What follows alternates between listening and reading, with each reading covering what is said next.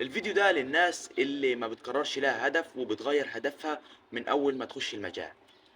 انا جاي اقول لك النهارده ازاي تحافظ على هدفك ده، ازاي تحافظ على مستقبلك عشان يبقى مستقبلك حلو. انا النهارده هقول لك على 3 خطوات او اكتر من 3 خطوات تقدر تحافظ عليهم على نفسك ومستقبلك وكده يعني. اول خطوه لازم تحب الحاجه اللي انت بتحبها. ازاي احب الحاجه اللي انت بتحبها؟ يعني مثلا انا دلوقتي بحب ابني مثلا. انا عايز نطلع مهندس مثلا وبحب ابني وكده يعني.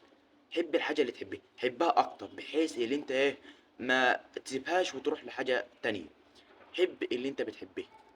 دي، لا استغفر الله العظيم. تمام. تاني خطوة عندنا بقى، اعمل الحاجة اللي انت بتحبها. لو ايه كده، لو ايه اللي حصل لك كده خليك فيه. يعني مثلا دلوقتي انا لو تشوفوا صفحتي يعني ما بنجيبش الا 75 مشاهدة، 50 مشاهدة، مع اني مكمل برضك، مع اني مكمل عشان عارف ان انا انجح. الاستمرارية يا جماعة بتخليك تنجح بطريقة انت لا توصفها. تالت حاجة عندنا بقى الصلاة. الصلاة والصوم. احنا كده كده داخلين على شهر رمضان اهوت، وكل سنة وانتم طيبين. انا نسيت افرحكم واقول لكم كل سنة وانتم طيبين يعني. وانتوا داخلين على شهر رمضان. الصلاة والصوم اهم حاجة. وقبل الفطار قول يا رب، يا رب انا عايز كذا كذا، عايز كذا كذا. بدون قول. كل يوم كل يوم قول، قبل فطار بعد فطار قول وادعي ادعي. كده كده دعاءك هيستجاب ان شاء الله باذن الله.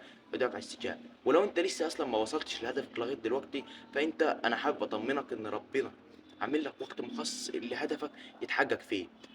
سامحوني بس عشان ما بتكلمش زي الطريقه اللي فاتت دي. انا ممكن لو عايزين نتكلم بالطريقه زي الفيديوهات اللي فاتت يعني، انا ممكن نتكلم عادي. بس انا لازم كده هداوه بس كده.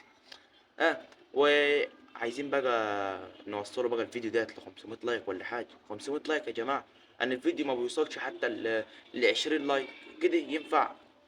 سلام بقى، والسلام عليكم ورحمه الله وبركاته. السلام عليكم ورحمه الله وبركاته.